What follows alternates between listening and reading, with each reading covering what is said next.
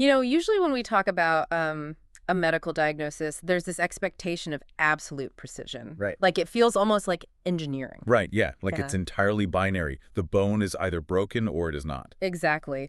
You break your arm, the x-ray shows that jagged white line on the screen, and the doctor just points a pen at it and says, there it is. There is the failure point. Because the mechanics of the human body, I mean, at least on a structural, skeletal level, they follow very predictable rules of physics. You apply a specific amount of tension or, impact, and you get a very predictable fracture. Right. But the moment you step out of the hospital and into the world of human behavior, into like macro-societal structures, economics, politics, that x-ray machine suddenly looks completely useless. Yeah, the picture gets blurry fast. It gets incredibly murky. We look around at failing civilizations or crashing economies or just people repeating the exact same historical mistakes century after century, and we constantly misdiagnose the root causes because we abandon those strict binary rules of physics. Well, we abandon them because we prefer to think human society is, immune to physics. Right. We treat a failing economy or a collapsing social order as if it were just a run of bad luck, rather than a predictable structural failure.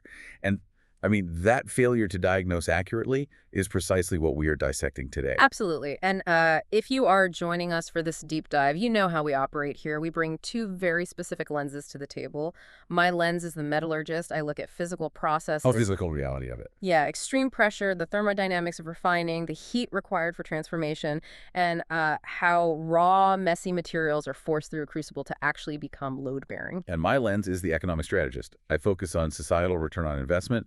I look for the macro-level audit of human progress. The big picture. Exactly. I want to know the utility of a system. Does it actually yield a return for humanity? Or is it just a sunk cost masking itself as progress? So, today we are taking those two perspectives and applying them to an ancient, intricate commentary on Chapter 13 of the Quran, Surah Ar-Ra'd, specifically verses 16 through 19. And let's establish right away, we're not doing a standard theological reading here. No, not at all. What we are extracting from this text is a master class in social physics. We are looking for a mathematical, structural framework that explains exactly why societies either thrive or collapse. Right. And the text begins with this really intense diagnostic challenge. Verse 16 opens with a gauntlet, basically asking, are the blind and the seeing equal? Are darkness and light equal? It's a striking way to open. It is. And as a metallurgist, when I read that, I am not thinking about physical optics. I am looking at structural integrity. The text is asking, is a person blind because their physical corneas do not work? Or are they blind because their internal logic, their ability to process reality is completely broken? Oh, that's good. And if you apply the economic strategy lens, the difference between light and darkness here is not about, spooky shadows in a room. Right. It's not a ghost story. No, it is a profound systemic difference between a society operating on the scientific method, which relies on observation, reason, and an acknowledgement of cause and effect, versus a society that's lost in superstition and irrationality. Wait, hold on. We need to define superstition in this context because I think modern audiences hear that word and they immediately think of people reading tea leaves or being afraid of black cats. Yeah, breaking mirrors, that kind of thing. Exactly. But the sources we are looking at, they frame superstition as something far more dangerous and far more modern. That's a crucial point. Superstition, in the realm of social physics, is simply the belief that you can divorce an action from its consequence. Okay, unpack that a bit. I mean, designing an economic system built on infinite debt and assuming it will never collapse just because your politicians say so, that is superstition. What? Building a civilization heavily reliant on finite resource extraction and assuming technology will magically invent a substitute the day before you run out. Pure superstition. It is the outright rejection of cause and effect. And the text points out this really fascinating human psychological flaw regarding this. We are incredibly quick to accept that the physical universe is governed by absolute, unbreakable laws. Oh, sure. We look at physics, chemistry, orbital mechanics, and we just accept the sovereignty of nature. We know that if we drop a stone, gravity will pull it down. Right, we don't debate the stone's right to float. Yeah. We don't try to negotiate with gravity or write legislation to suspend thermodynamics. But the text highlights how arrogantly we resist applying those exact same objective laws to human society. We create this fatal dualism. We really do. We tell ourselves, the universe is a machine of cause and effect, but human society is special. We have free will, so we can design whatever highly imbalanced system we want, and the consequences won't apply to us. And to expose how ridiculous that dualism is, the commentary uses a very simple, undeniable physical analogy: the human shadow. Oh, I love this part. Think about the mechanics of your shadow. It involuntarily, absolutely obeys the laws of light. If a light source is behind you, your shadow stretches forward. As the sun rises higher, the geometry shifts and your shadow shrinks. Right, and you, the human being, you have total free will to walk wherever you want. You can sprint, you can spin in circles, you can climb a building. Your free will is entirely intact. Exactly. But your shadow is completely locked into the laws of physics. It constantly bows to the reality of the light source, regardless of what you do. And this is the macro-level view of human behavior. We possess a profound illusion of control. We think that because we have the freedom to choose our actions, because we can, walk wherever we want in the sunlight, we also have the power to choose the consequences of those actions. But we don't. No, the consequences are bound by absolute laws, just like the shadow. But I have to ask, if our physical bodies naturally obey these laws, why is human society uniquely capable of acting against its own structural integrity? Like, if an engineer knows they can't build a bridge with substandard steel, why do we build nations with substandard ethics and expect them to stand? That's the million-dollar question. And the answer is that the feedback loop in social physics is much, much slower than in structural engineering. Ah, okay. If you build a bridge with brittle steel, gravity audits your work the moment a truck drives over it. The collapse is immediate. You see it right away. Exactly. But if you build an economy on exploitation or a legal system on corruption, the collapse might take 3 generations. The delayed consequence creates a false sense of security. People mistake the delay of the audit for the absence of the audit. Wow, they think they outsmarted the system. Precisely. They mistake a slow-moving disaster for success. And this text acts as a brutal wake-up call. It states clearly, you are not the exception. The exact same universe that regulates the orbit of planets and the geometry of shadows is regulating the rise and fall of your civilizations. So you can't escape it. No. When you ignore these laws, you do not break the laws. You break yourself against them. That sets the stage for what I consider the most vivid mechanical explanation of this entire text. It explains exactly how reality forces us to face these consequences. This is verse 17, which introduces the concept of the engine of reason. And it uses that incredible metaphor regarding valleys and water. Yes. The text describes rain falling from the sky, and as the water hits the earth, it flows into the valleys. But it emphasizes that the valleys take the water according to a very specific metric. It uses the word qadar, meaning their exact measure or capacity. The physical limit. Exactly. Let's break down the fluid dynamics of a valley. A valley is a physical container carved into the earth. Its qada, its load capacity, is mathematically determined by its width, its depth, the angle of its slopes, and the permeability of its soil. Right, it's a fixed volume. Yeah. So if a gentle rain falls, a shallow valley processes it perfectly. The water nourishes the topsoil, the roots drink it in, and the system functions perfectly within its load capacity. But if you take a massive volume of water, like a torrential 100-year monsoon, and force it into that exact same shallow valley, you do not get a bumper crop. No, you get complete devastation. The volume of water exceeds the physical container. It breaches the banks, it rips up the topsoil, and it destroys everything in its path. Now let's translate that physical dynamic into social physics. Every single social project, institution, and economic system has a strict load capacity. Okay, so map the variables for me. In this equation, the valley equals human infrastructure. And I don't just mean concrete and rebar. Right, not just highways. Exactly. I mean the ethical banks of a society, the legal frameworks, the regulatory bodies, the moral fortitude of its leaders. That's the valley. The water equals resources. That is material wealth, sudden technological advancement, fossil fuel discoveries, or massive economic booms.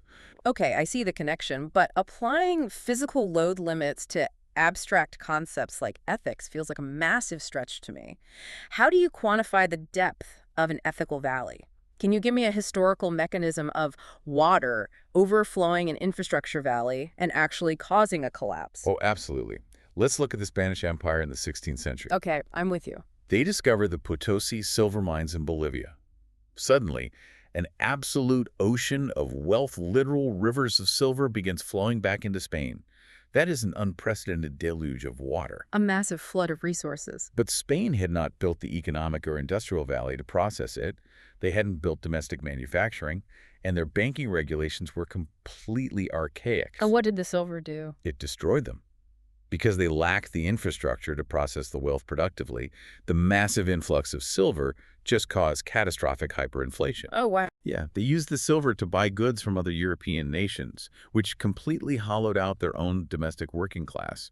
The wealth created immense inequality, funded endless unsustainable wars, and eventually led to a series of sovereign bankruptcies. The flood breached the banks. Exactly. The silver did not nourish the Spanish economy, it drowned it.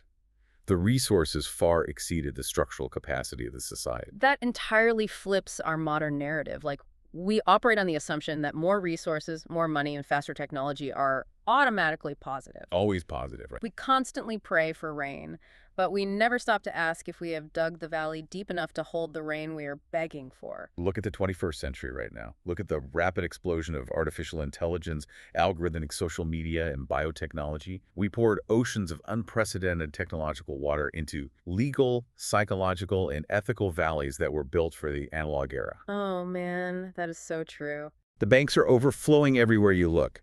The loss of social trust, the institutional erosion, the extreme polarization, that is the structural damage caused by a flood of resources hitting a shallow ethical valley. And this text goes even deeper into the anatomy of that flood. It doesn't just stop at the overflowing banks. It zooms in on what the floodwater carries on its surface. Right, the foam. Yes. The verse described how the torrential flood carries a swelling foam or scum that rises to the top, and then it makes this brilliant pivot.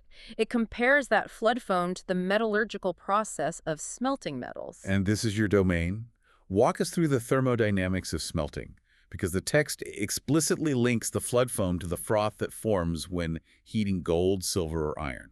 Okay, so if you want to make an ornament or a load-bearing tool out of a precious metal, you don't just dig the ore out of the mountain and start hammering it. Because it's not pure yet. Far from it. Raw ore is a mess. It is heavily bonded with rock, sulfur, silica, and just countless impurities.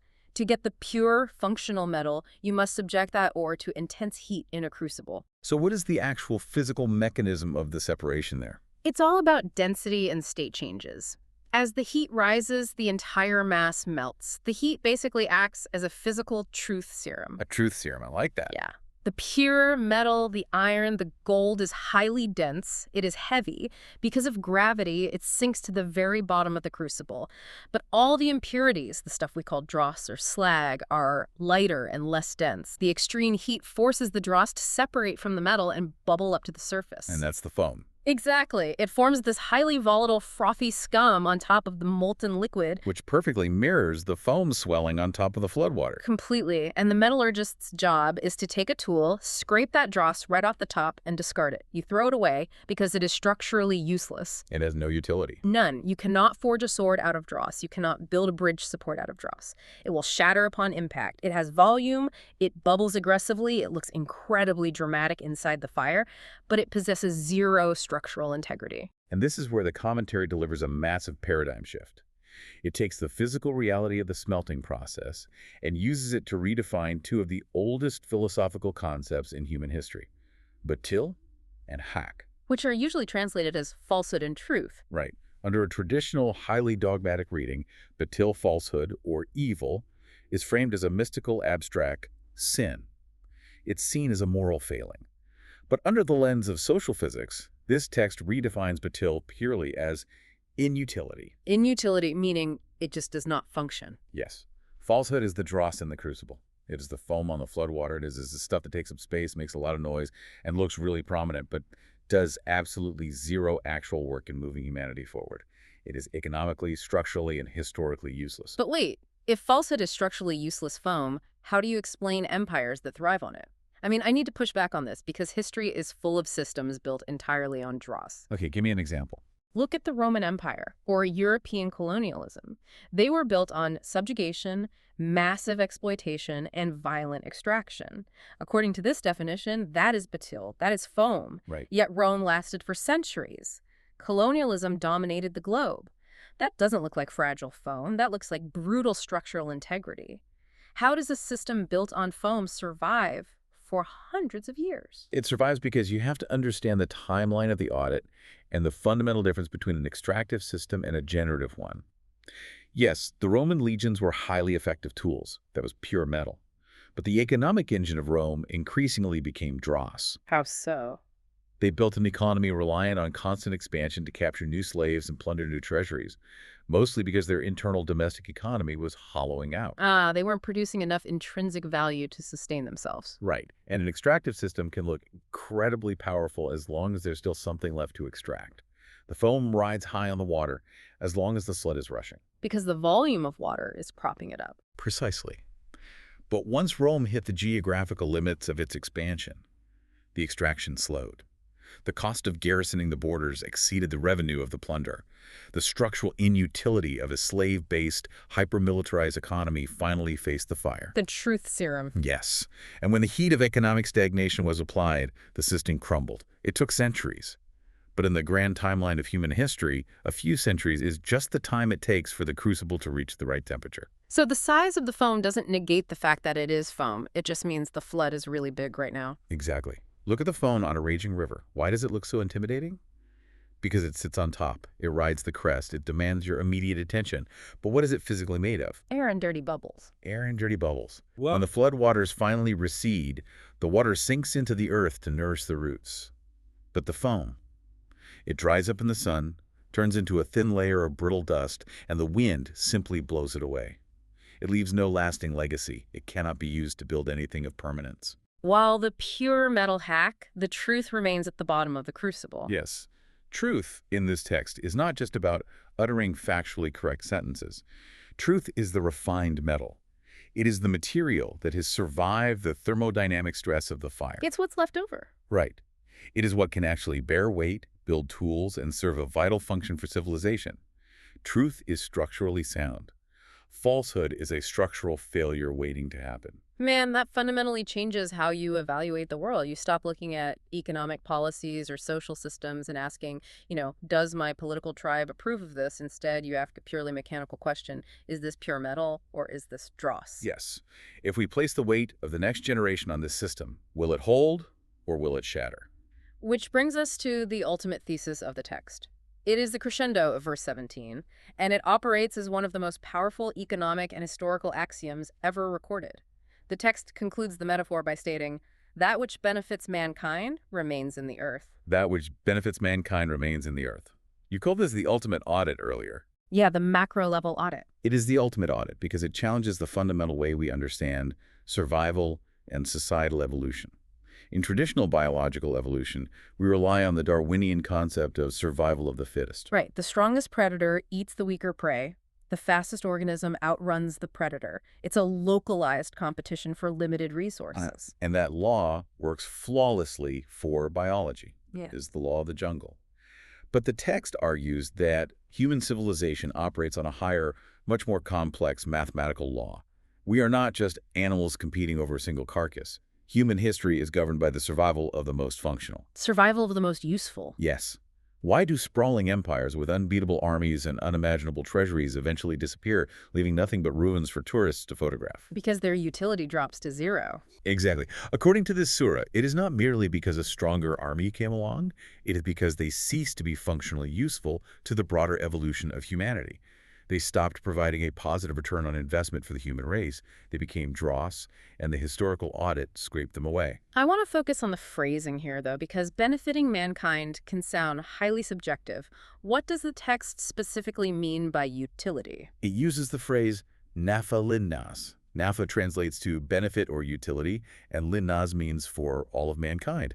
It does not say that which benefits your specific geopolitical tribe remains. Oh, wow. It doesn't say that which benefits your shareholders or your religious sect or your immediate family remains. It demands universal utility. That is an incredibly high bar. It is the ultimate anti-monopoly law built into the fabric of reality.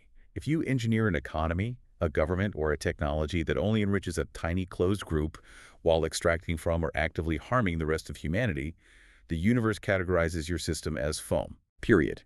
It may last a decade, it may last 2 centuries, but the historical audit is running in the background. The fire will eventually be applied, the thermodynamics will assert themselves, and that system will be blown away. Only what generates a net positive utility for all of mankind is granted permanence by the laws of social physics. But how do we accurately measure that utility today? I mean, in our modern hypercapitalist framework, we almost exclusively equate utility with GDP or technological output. That's our default metric. Right. We look at a country with a massive sovereign wealth fund, towering skyscrapers, and high-speed infrastructure, and we say, look at that incredible utility, that is pure metal.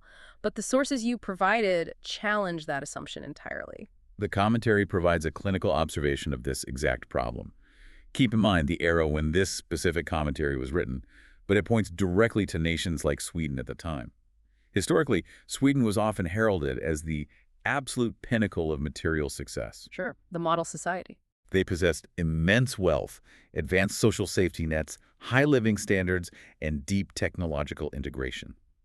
They had dug a massive valley and filled it with high-quality water. By every standard economic metric, they were winning. But the author of the commentary points out a glaring paradox in the ledger. Despite this unprecedented material wealth, the society at that specific time was struggling with remarkably high suicide rates and a deep sense of psychological isolation. And the author does not use this as a political attack. He uses it as a mathematical proof in social physics. It proves that material wealth alone, devoid of structural balance and psychological purpose, is a failure of utility. The equation didn't balance. They had the physical calories, but a negative psychological output. Exactly. If your societal system provides endless food for the stomach but completely starves the human spirit of meaning, if it generates trillions in wealth but breeds rampant isolation, despair, and anomie, then that society is not truly benefiting mankind. It's missing half the equation. Right. Utility cannot be reduced to calories and currency. True utility must encompass both physical sustenance and psychological social purpose. If a system fails to provide a reason to live, it is still just highly polished dross. I really want you, the listener, to apply this audit to your own life for a second. Think about the micro level of your daily routines, your career, and the projects you pour your finite energy into. How much of what you are building is pure metal? That's a tough question to ask yourself. It is. How much of your work genuinely solves real problems, benefits others, and possesses the structural integrity to bear weight? And how much of it is just foam? Are you just generating metrics that don't actually improve human life? Because if you are optimizing for foam, you might secure a promotion and you might make money in the short term, but the universe will not let your work remain. It will vanish the moment the economic winds change. It is a rigorous, deeply uncomfortable audit. But it leads us directly into the final major concept of this text, found in verse 18. The text transitions from diagnosing the failure of foam to describing the state of those who actually respond to the law of universal utility. What does a society look like when it successfully produces pure metal? Well, the text says they achieve a state of al-husna. This is often translated loosely as the best or ultimate beauty. But you are an economic strategist. When you look at al-husna, I know you weren't talking about aesthetic beauty like a nice painting. How does this framework define beauty? Okay, so in social physics, beauty husn is defined strictly as perfect proportion and economic balance. Think about architecture or even a human face. What registers in our brain as beautiful? Symmetry, proportion. Yes, symmetry, proportion. If one feature is drastically magnified out of proportion, the beauty collapses into distortion. The exact same principle applies to an economy. Gathering massive amounts of resources without distributing them in a balanced, proportionate manner is not economic success. No, it's sickness. Right? It is societal hoarding. It is an actively ugly, distorted society. And to illustrate this mathematical balance, the text provides the village analogy, which is incredibly stark. We'll walk us through it. It is a simple equation. Imagine a prosperous village. The harvest was excellent, and the localized economy is booming. 99% of the village goes to sleep with full stomachs in secure, warm houses. But if even one single person in that village goes to sleep hungry, the text states that the underlying balance of that entire society is broken. Wait, really? Just one person voids the success of the whole? Yes, because the proportion is gone. The consequence is absolute. The text argues that the divine guarantee of protection, the structural integrity of that village, is immediately lifted. Wow. A system that allows one extremity of its body to starve while the core is overfed is a diseased system. It is no longer operating on the law of universal utility. It has become extractive. And the text uses an even more visceral metaphor to drive this home. It's the metaphor of the bed and the thorn, and I really want to spend some time exploring this because it maps so perfectly onto the 21st century. Go for it. Lay out the metaphor. So imagine someone who has utterly won the capitalist game. They have infinite wealth.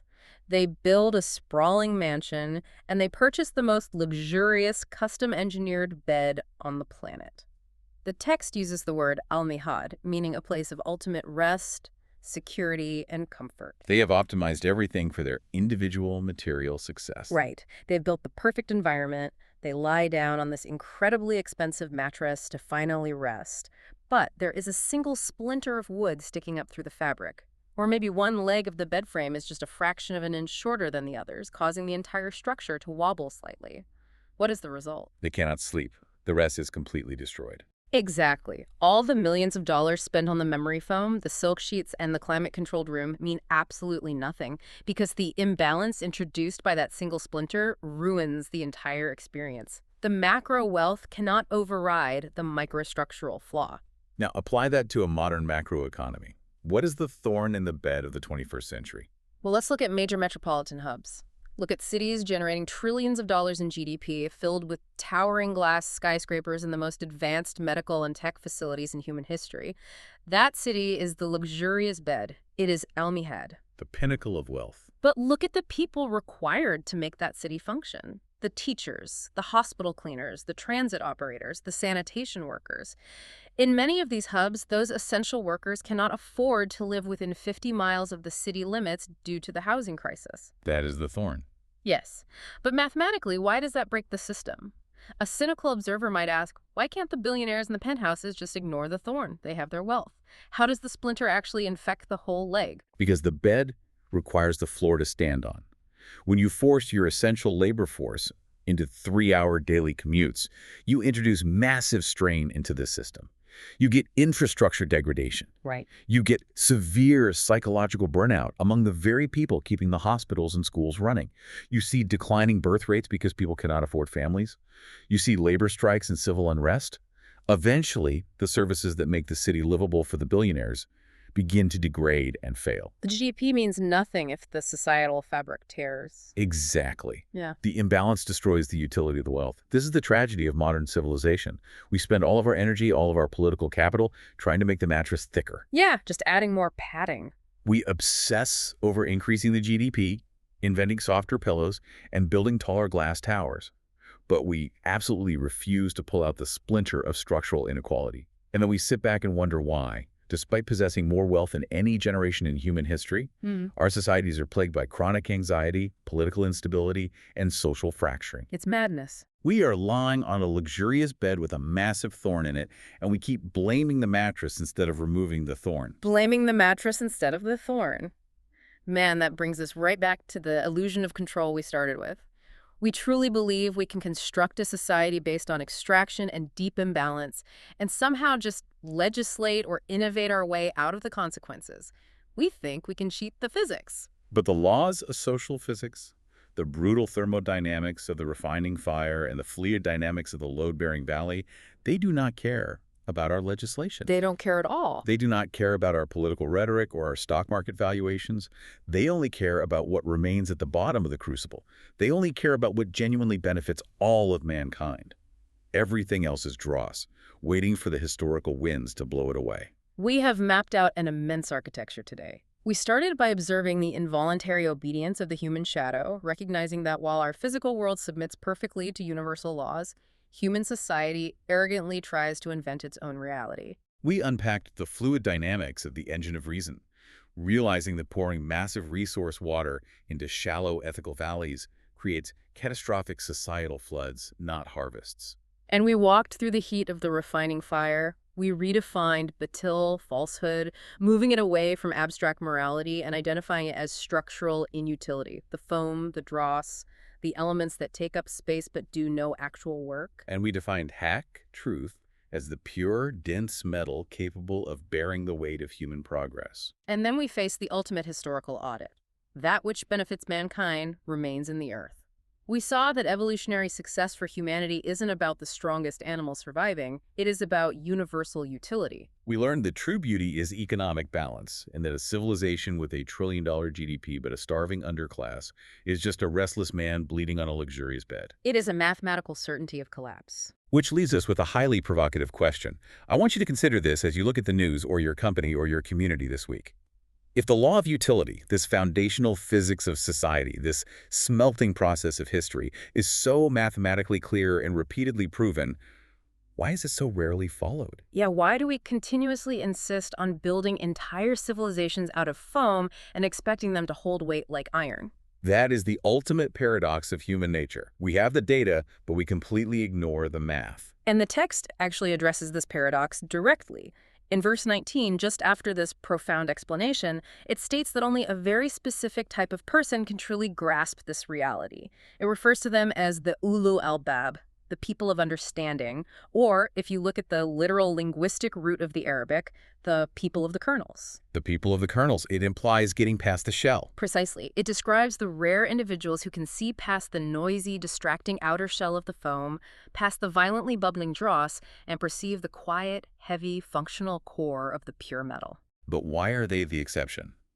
Why are humans the only creatures in the known universe capable of understanding the laws of physics, yet possessing the free will to repeatedly break the structural contract of our own existence? Well, to answer why we break it, we have to look at the terms of the contract itself. Where did we get the right to choose in the first place? And that is exactly where we're going next time.